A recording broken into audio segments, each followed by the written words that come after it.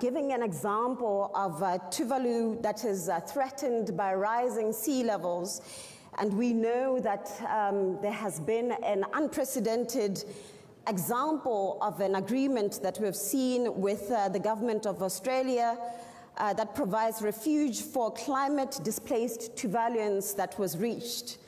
And this, I believe, it really foreshadows what we know as geopolitical and economic shifts.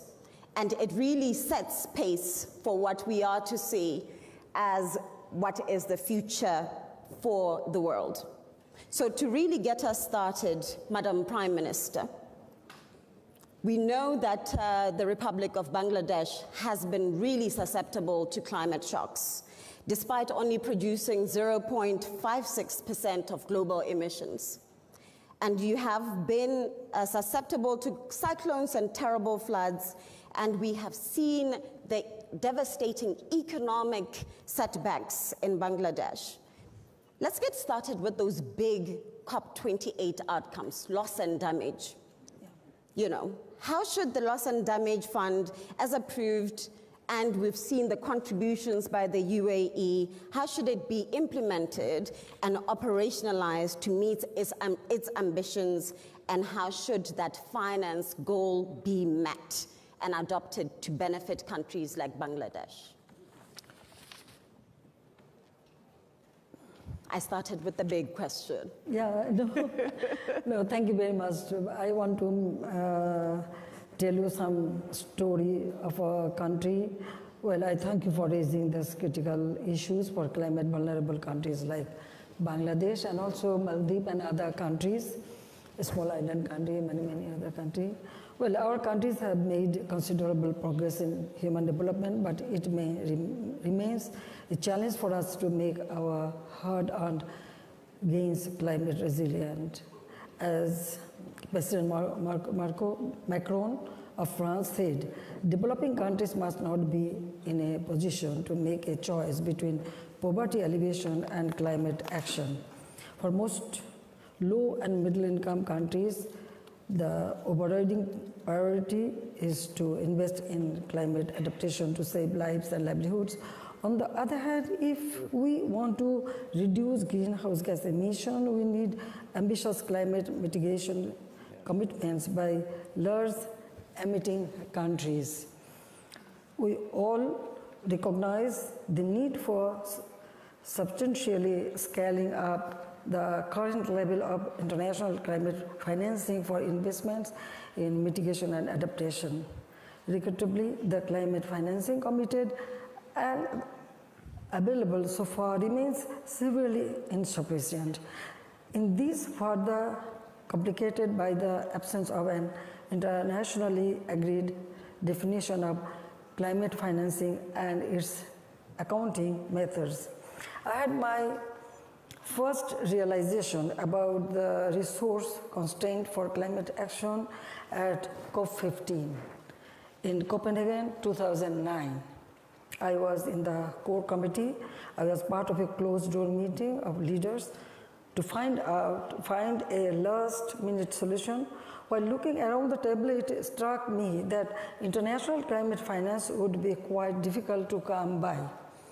After going back home, I took the initiative to set up the Bangladesh Climate Change Trust Fund to undertake homegrown adaptation projects. Bangladesh is now considered a living laboratory of locally led climate adaptation. So far, we have implemented nearly 800 projects at a cost of US $480 million, and all from our own resources. This is, however, still inadequate compared to the US $7 to $8 billion that we require every year to implement our national adaptation plan. To put things in perspective, the current financing need for mitigation as per all the nationally determined contributions, NDC, is estimated at nearly US $6 trillion up to 2030.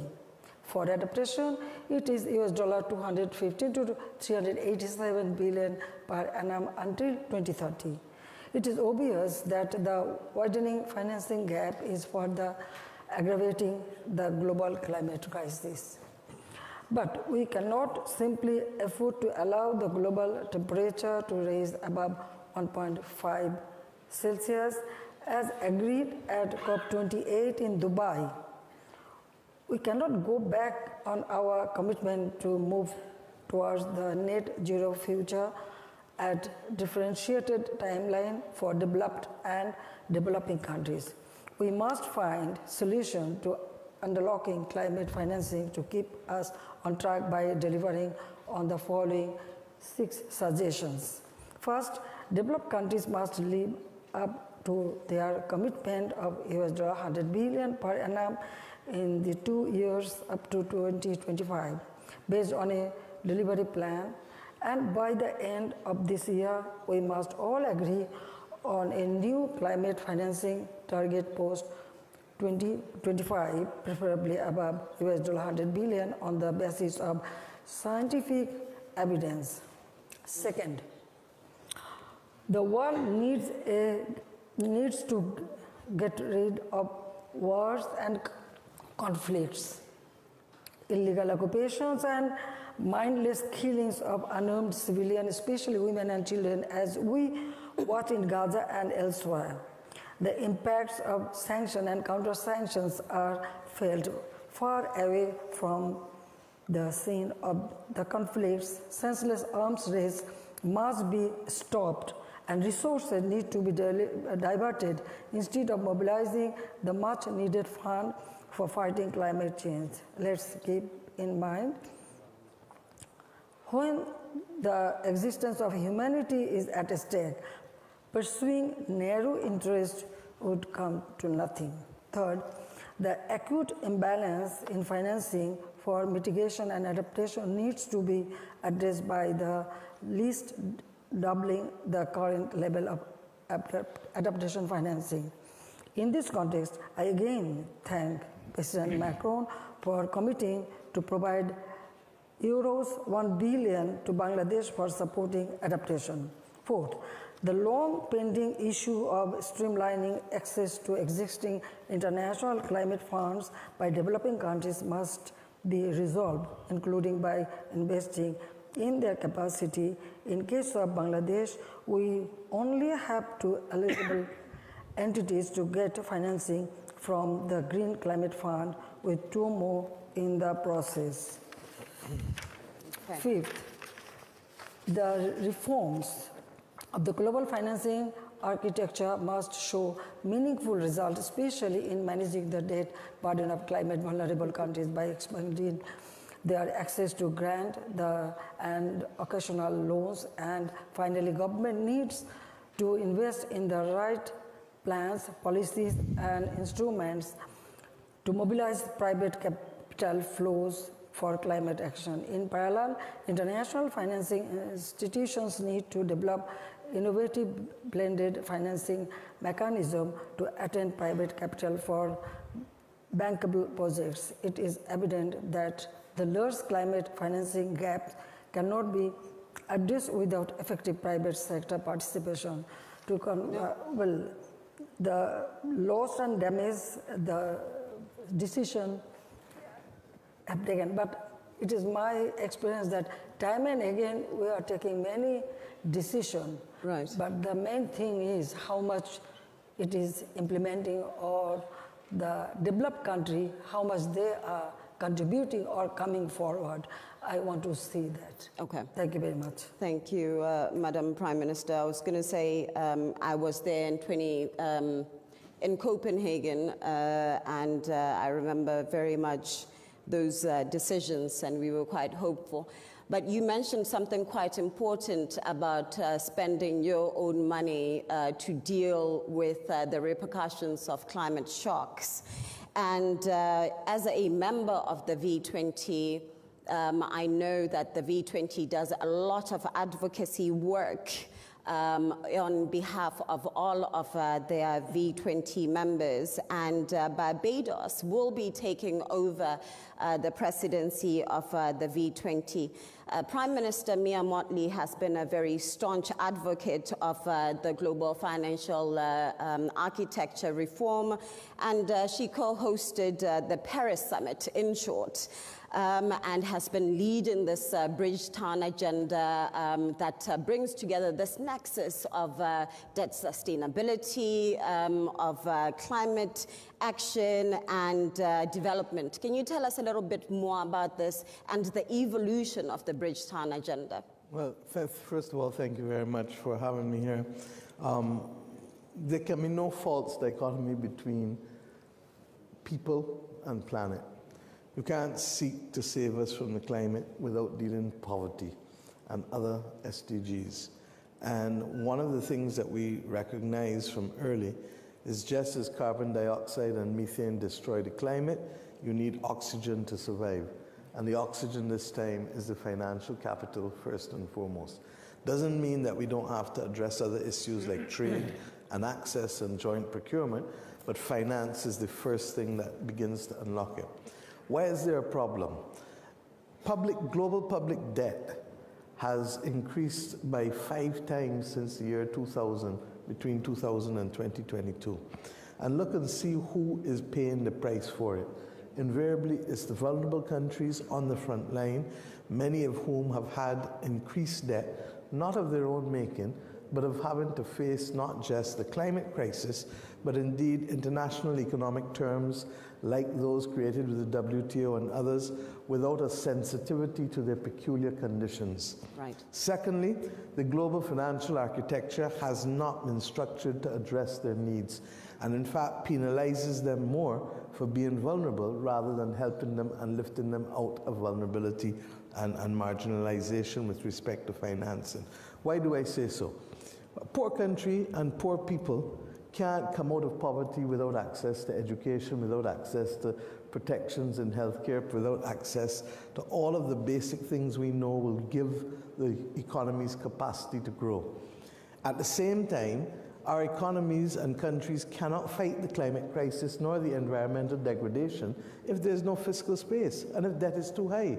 So that we've reached this point where for the last few years we know what we have to do, but we're not doing it fast enough. We need to lower and level the cost of debt for all countries because the global climate crisis is global. It's not regional, it's not sectoral. Secondly, we need to recognize that this notion of short-term debt, as I've said over and over, cannot help either in terms of adaptation, or indeed in terms of SDG financing and poverty reduction. So that we need to create, not just for climate, but perhaps for all global public goods, a concessional window that is not the same as either for poor countries, who must continue, in my view, to get more grant, but for lower and middle income countries, something that is quasi-IDA, that perhaps is 40-year debt and a little more expensive, but allows countries to have a longer trajectory and to be able to build the capacity to repay the debt that it has. Similarly, we need blended capital, and the reality is that unless we start to change our expectations, the belief that the public money is just going to drop out of the sky, it's not happening. And with each year, we're closer and closer to the date with Armageddon. So how do we ensure that we have a different understanding as to where money can come from? Yes, those countries that continue to cause the crisis must continue to step up to the plate. But there are a number of activities that have remained immune, and we need to address it.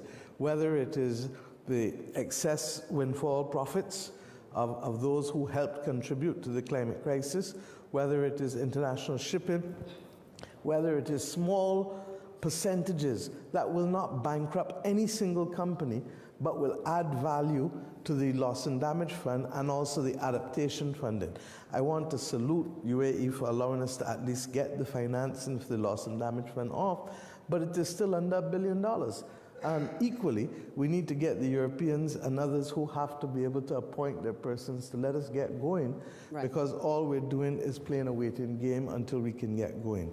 But we can't focus only on loss and damage because adaptation remains at the core still. And therefore, unless we find a mechanism for financing global public goods, that in my view is a tripartite mechanism, public money, money from multinational corporations and citizens, and thirdly, a compact with philanthropic capital as to how they can not only spend money on what they like, but spend money on what the world needs, even if it is a small percentage of what they have. Now, if those can't work, put something else on the table. But what we are not doing is advancing the quantum, because while it is oxygen, after we get the oxygen, we still have to do the structural transformation, we still have to do the execution of the projects, and therefore the finance is not the destination. But the longer we take to get it, the more impossible it is going to be for us to be successful in adapting and also maintaining development. Because as I said, you can solve and make the country better, but by the time you do it, if the people are suffering and falling through poverty, the poverty trap, what have you achieved? Right. So I'll pause there.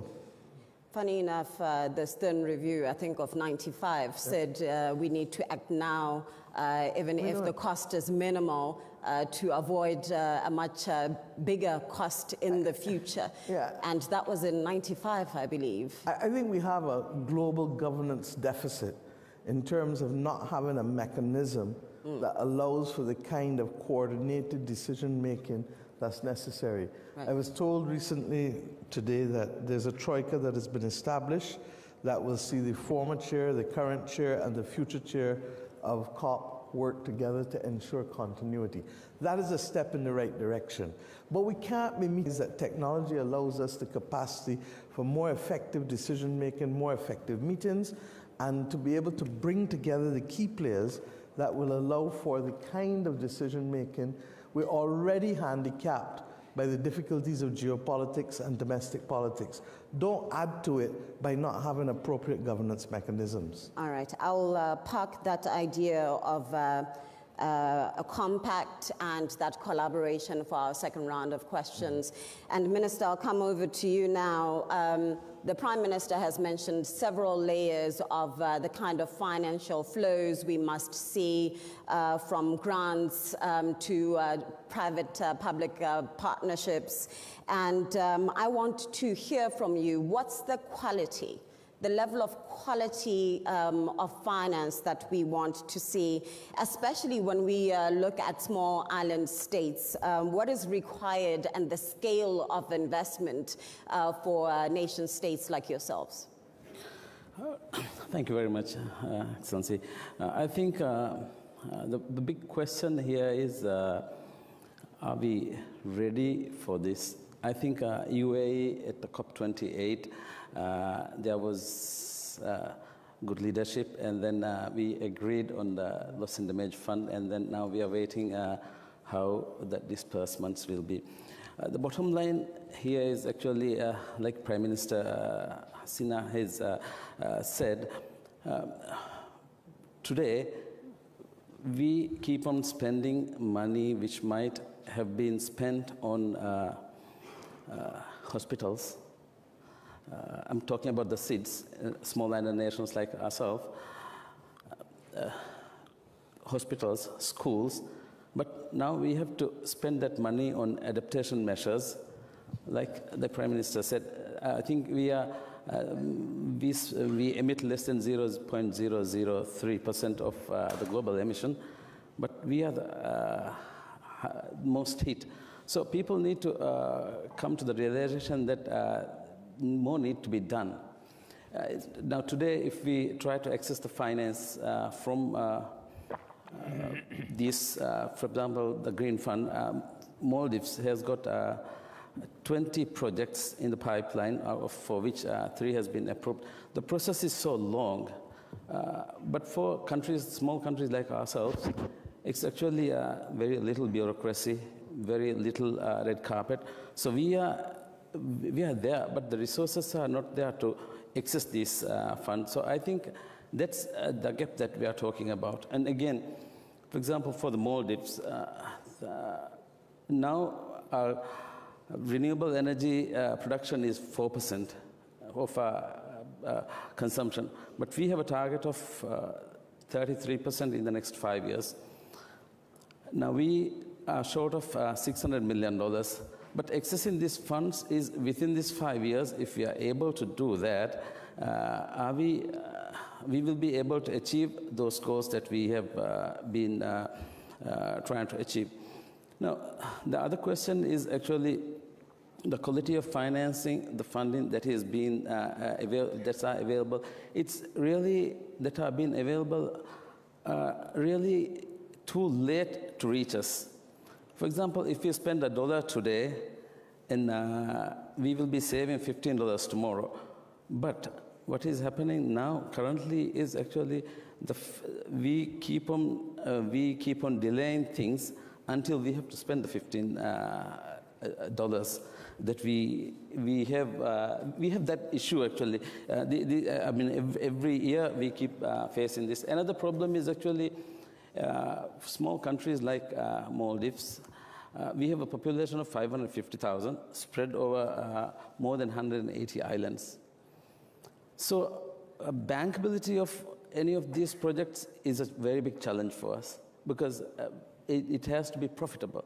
Now, I think profitability and the bankability itself need to be redefined when you talk about the challenges that we have. Now, I think this is one challenge that we have always been advocating. And again, like we said, Maldives in the today when I was coming in, one journalist asked me how is the climate change affecting the Maldives. That it's real. It's there. The storm surges are there. The rains are there. The high winds are there, and it's damaging. So how are we adapting? We are building new islands where measures are there to be safe. And I think everyone remembers in the Indian Ocean tsunami, we were very badly hit. And then we had a pilot project where we built a safe island. And today we see, even with the climate change, some of these islands are very safe. Right. So, but we need, so we have projects in the pipeline, but accessing to these finances is the challenge. Right. And like I said, 3 years is a long time to stay because by 3 years, things change. They take a different route. Yes. I think for island states like yourselves, it's not only about energy and infrastructural projects, it's also about the maintenance of your corals and, the oceans, and ensuring that the shipping industries are seeing themselves as part and parcel of maintenance of the ocean industry in itself. So how do they feature as part of your NDCs as you prepare for your submission for 2025? In the past, actually, even today, again, one of the challenges that we have is, are you going to be there? Some people ask me today, Are you going to be there? Yes. We have a different approach. We're not moving out of Maldives. Like I said, 550,000 Maldivians, plus we have expatriates, about 200,000, and then again, visiting tourists of about 200,000 at a given time. We're not moving out of Maldives, so we just need to change. So we have these priorities put in place where we need to adapt ourselves and then make sure that we keep. If you look at Maldivian tourism, if you look at Maldivian fishery, these are the most sustainable practices that has been put in place. Right. But if you look at the long term, because there has been no action taken, the long term value of those assets that we have created in the past is going to go down tremendously. I mean, if you look at the developed countries, they have access to development funding. Again, so many funding opportunities are there. But for Maldives, a small island nations, it's not there. The access is difficult. So even if we put on a target, it's really, you have, again, like at the start of my intervention, like I said, it's the money that should have gone into development of our people going into these projects. That's the reason. Right. I think Maldives says this. It's inevitable. We go through this. Yeah. I think that was more of a nudge to open an invitation to visit the Maldives. Well, well, I think... No, it's fine, Minister. Yes, visiting mode is definitely, people will understand how it is.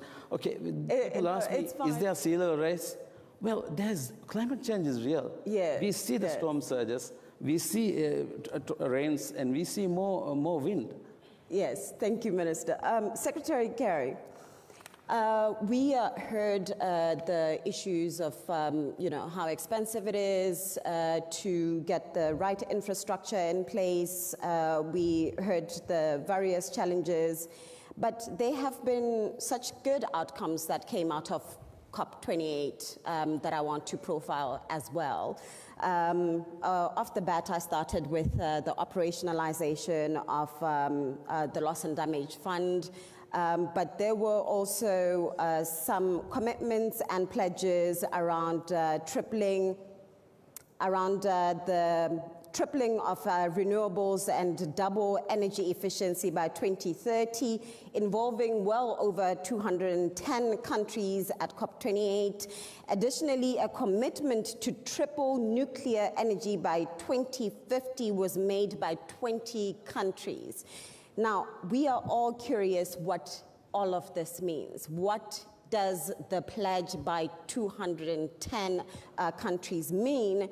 And we know that we are going to need $4.3 trillion annually in order to really roll out that tripling of renewable energy in developing countries by 2030. Where is that money going to come from in an agile manner, in a quality manner, and in an affordable manner? I think I'm going to go next door. No pressure. Look, let me, first of all, Buhola, thank you so much. And my friends assembled on this stage represent the hard places, the toughest, most abused, obviously Bangladesh, most vulnerable of countries, and Barbados and Maldives under siege. So how are we going to do this? What are we really going to do and get this done? Well, first of all, Dr. Sultan Al Jaber is sitting here with his team, and I would begin by saying thank you to them for the transition that they helped pull together so dramatically in Dubai, because Dubai really has set the stage for us unleashing a much more significant effort to be able to solve every one of the problems that was spoken by the Prime Minister and the Minister. I agree 100%. Everything they said is accurate and is a problem.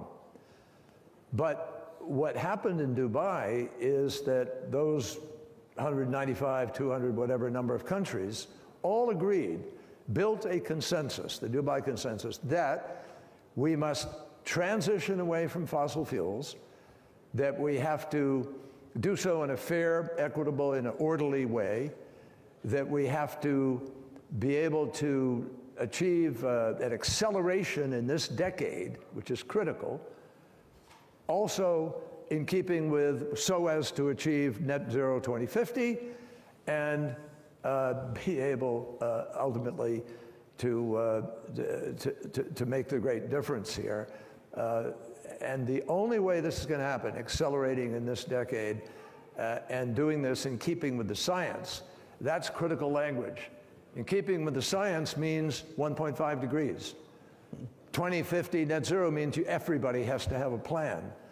And accelerating this decade is the only way we will begin to get there. So this is a mandate that goes way beyond Paris. And it wouldn't have happened without Paris, but it goes way beyond Paris. Now, the mandate isn't enough. We could wind up in Baku, and these are just words on a piece of paper, unless we address the concerns that were expressed here. Everything that now needs to be done, if you have that consensus, everything that has to be done is fundamentally implementation. That means finding the money. Now, you have both said, both prime ministers have said, if we don't find trillions, not billions, we're not going to get there. I can proudly sit here today and say, you know, President Biden came in and he doubled at first the amount for adaptation, then he quadrupled it, and now he's set a goal of $11 billion. He's at $9.5 billion right now, and there are a whole lot of other initiatives ranging from $3 billion for the GCF, $1 billion for methane, $1 billion for women to be able, gender-based, but none of it, folks, is going to get the job done because we need the trillions. So how do we get the trillions? So, you know, that's where I think the whole effort now really has to go into finding ways to create the bankable deals more effectively, finding ways to leverage. We have an energy transition accelerator, which is a mechanism for offsets and credits, which is one way to raise money we don't have today. Another is obviously by crowding in money, creating a viable bankable situation, which we can do by putting some public money on the table, some private money on the table, and being able to leverage outcomes. Now, the UAE actually put forward some pretty daring proposals about putting some of this money into play.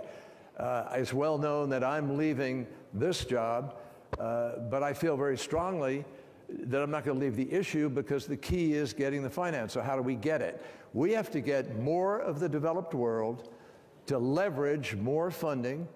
We also have to find the bankable deals out there. You know, if you're building infrastructure for adaptation, much of that infrastructure for adaptation is also revenue producing. If it's revenue producing, you can go to the market and you can actually raise a lot more money. And so philanthropies joining with public money can offset risk, and then you can begin to put some of those trillions to work. Now, the only people who have those trillions is the private sector. No government has enough money to be able to win this battle. So I think we got to stop kidding around now. We've got to figure out the best way possible to be able to accelerate the deployment of the trillions, whether it's BlackRock or asset managers or asset owners or whoever it is. They've got to have confidence that if they go out there, they're going to be able to get some return on that investment or mitigate against the loss one way or the other. That's what we've been working on doing with the First Movers Coalition, with Methane Pledge, with all of the things that we've done as separate initiatives. But honestly, the stage is set. And why is the stage set? Because all of those countries understood everything that they've talked about that's happening to them is going to get worse. It's going to get worse this year. Absolutely, according to the science, unless we do more, it's going to get worse next year and thereafter. And that's going to cost us billions of public money, dollars that could be going into exciting the private sector to crowd in to this fact. So I think we all understand the challenge. And we are poised to be able to actually go out and try to meet that challenge. And I think that's where the biggest effort of the developed world has to go, to make that money deploy. And if we do, we really can win the battle, because there's so many exciting things happening in new technologies that could be deployed. But deploying them is also going to cost money. So I think this is as defined as it's ever been. The challenge is as clear as it's ever been. The capacity to meet the challenge is as there as it has ever been. Now we just have to go out and do it. Yeah, thank you. So credit enhancement tools are very important. It brings us to the issues of triple P in financing. But in order for us to crowd in the private sector, I think public funding needs to be prepared to lose like 10 cents in the dollar to get that to deal with that first loss. Well, in some cases, yes, but not necessarily. Certainly not in every case at all. I mean, look, in Egypt, in preparation for the previous COP, we made an agreement with the government of Egypt where we were able to raise about $500 million of public money, and we used that to leverage the closing of 11 gas-fired power plants with the deployment of 20 gigawatts of renewable energy, and we crowded in, tracted through the $500 million on the table, we were able to crowd in $10 billion of public and $10 billion of private money. The deal's gone forward. It's happening. That's great. Now, we can replicate that in any number of creative ways. Many people have talked about blended finance. Yeah. We worked on that in the JET-P with Indonesia and the JET-P with Vietnam, but I can't tell you that they've been raging successes because we haven't been able to unleash the larger sums of money that will make the difference for the investment. Right. So, look, I think that the stage, as I said, is set for us to be able to change the paradigm. And if we can work, and I know we will work with Prime Minister Mia Mottley, with Prime Minister Hasina and others, to try to accelerate this. Thank you, Secretary Kerry. So I know there's somebody dying to ask a question. Ineza Umuhoza, who's the founder and CEO of the Green Protector, has requested to ask a question to our esteemed panelist. Ineza? Thank you so much. Maybe I can stand up. Yes, please. So since I started my engagement in the climate negotiation in 2018, I'm so happy to say that at least we are moving firmly in getting concrete hope for loss and damage, with the loss and damage fund and this funding arrangement being agreed at COP28. But however, I still wonder, there's a need to really move from climate aid to climate partnership for concrete action. So my question, the first question is, how will this be safely implemented in a manner that does not going to increase the debt, especially for developing countries who are and are still losing their GDP due to climate change impact? And how are the source of funding for the loss and damage fund going to be more than pledges, because we have learned the hard way from the 100 billion goal? So how can you give us quantifiable and concrete hope for the future? And the last is, as developing countries have done the work and have formulated commitment and tried to adjust their development path and budgets to address loss and damage and adaptation for the good of the planet and the people, now it's all about the developed countries. So my simple question to Special Envoy John Kelly, when we develop country going to step up, when is going to be the time, and how are you going to do it to meet all the agreement in the Paris? Thank you, Ineza. Thanks. Well, I think I just described to you what President Biden is doing. I mean, remember, we had a president who pulled out of Paris and then zero funded it for 4 years. And when President Biden came in, his first mission to me and others was, please reestablish credibility for our country and help people to see that we're serious about getting this done. That's why President Biden made a pledge of $11 billion for the emergency adaptation program that he has created. He's put money on the table, and we are the largest humanitarian donor in the world. Has it all gone into climate? No. And that's part of the problem. We have ideological differences. We have a Congress that has to appropriate this money. There hasn't been that much money but we've been able to win the battles. Now there's $3 billion for the Green Climate Fund and so forth. But please, as I say to you, you said it's up to the developed countries. With all due respect, it's up to all of us. Developed countries need help from developing countries to be able to help provide assurances with respect to some of these expenditures, to provide a legal system that is going to be able to honor contracts, to be able to deal with arbitration if you have differences, to guarantee that the currencies won't be threatened. I mean, there are a lot of risks you have to deal with in this. And we need cooperation together to be able to make these things happen. But I am convinced we're in a different place than we've ever been in. I've been doing this since 1988 or whatever, and starting with Rio. And never have I seen as much momentum, as clear a mandate, and we can deploy these renewables now. That is a technology we have. And the IEA has told us, if we will just deploy enough of the renewables, wind and solar, not to mention hydro and geothermal, but just take wind and solar, we could accomplish our goal of a 43% reduction of emissions by 2030 if we just used that existing technology. That's doable. And we need more country cooperation around the world to say, hey, I'll go do that deployment rather than having to exploit the gas field or the oil field or so forth. And let's prove that there is a new paradigm for how we can approach this transition. This is the greatest transition economically the world has ever known since the Industrial Revolution. And unbelievable numbers of jobs can be created. And they can be created indigenously in these places where we are investing. You know, in the US last year, 3.9% growth in clean energy jobs. In regular energy jobs, only 3.1% for the first time ever. Renewables are outpacing the deployment of people and of money in terms of investment. Likewise, for investment, 1.8 trillion was put into venture capital for a clean energy economy.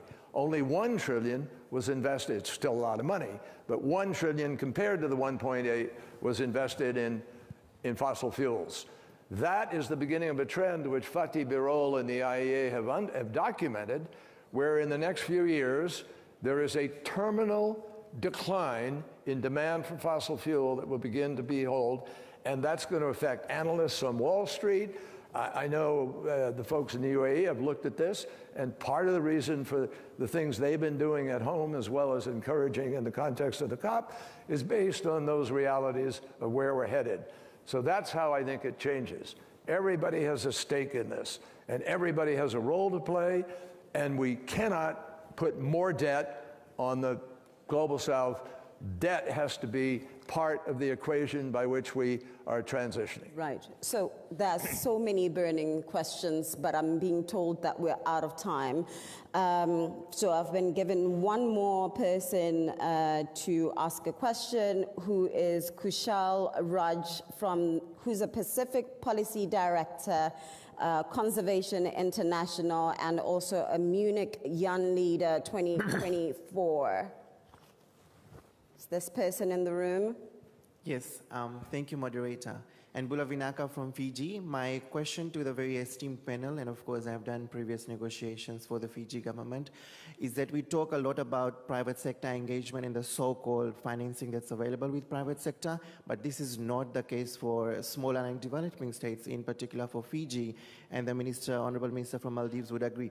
So how do we unlock this private sector in seeds and small island states when there is no engagement? If anything, private sector relies on governments in these countries to actually get readiness support. So what does the Paris Convention or the basically convention provide to these private sectors, and how do we continue to be on the playing field or the level playing field without missing out? And I'm talking about missing out in a number of years. And secondly, quickly, just to link up, when we talk about renewable energies, we talk about the use of minerals, we talk about nuclear waste. While we do have the technology, at what cost does it come to environment? And in particular to Pacific Island countries where nuclear waste and dumping has been a practice of the past. Thank you.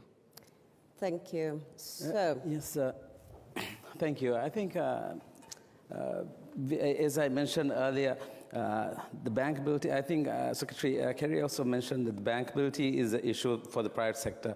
So I think we need to stop looking at these projects from the traditional way that's the reason why Maldives and small island nations like Maldives and Fiji and many other are unable to reach these funds, because of the way this is done. It takes 3 years, like I said. But again, now there are new trends which are coming up. I think my predecessor at the UNGA introduced, when he was the president of the UNGA, I think that there was an initiative from the MVI. Instead of looking at the bankability and those issues from a GDP perspective, look at more innovative ways and then try to come up with this. So I think this is basically the problem there. I think all we know is actually, some people still think that, the small island nations are too small, so there are bigger problems for them. No, but the problem is it was created by somebody else, but we are the people who are suffering. I think that's the question which is coming now. So what I believe is actually what happened in Dubai should not stay in Dubai. We should move on. I think I trust the Dubai presidency to take it to the next level and have this funding available. I think we have run short of time, and thank you very much. We are out of time, and because I don't want you to be booted out of stage, I'm going to give one word. I'm going to ask you for literally one word. To close this conversation, what gives you hope? Well, we always want to One word, be hopeful. Prime Minister. We always want to be hopeful, but it is my experience that developed countries not coming forward with the promised. They place the promise, but they don't fulfill. But this time, because it's a loss and damage fund, it has been started realizing. But for COP29, we want that it should be very pragmatic. Okay. Prime Minister Modley. Resilience, the innate resilience of human beings to rise above challenges. And the major challenge is, in fact, man-made institutions. So that if we can rise above that, then I do believe that we can come together in time to do what has to be done. Thank you. Change the way that we look at profitability, because that's not how we should be looking at it. When an island becomes safe, that should be considered as a profit. Great. Secretary Kerry? Innovation. Innovation. Thank you. Ladies and gentlemen, thank you and have a good evening. Thank you.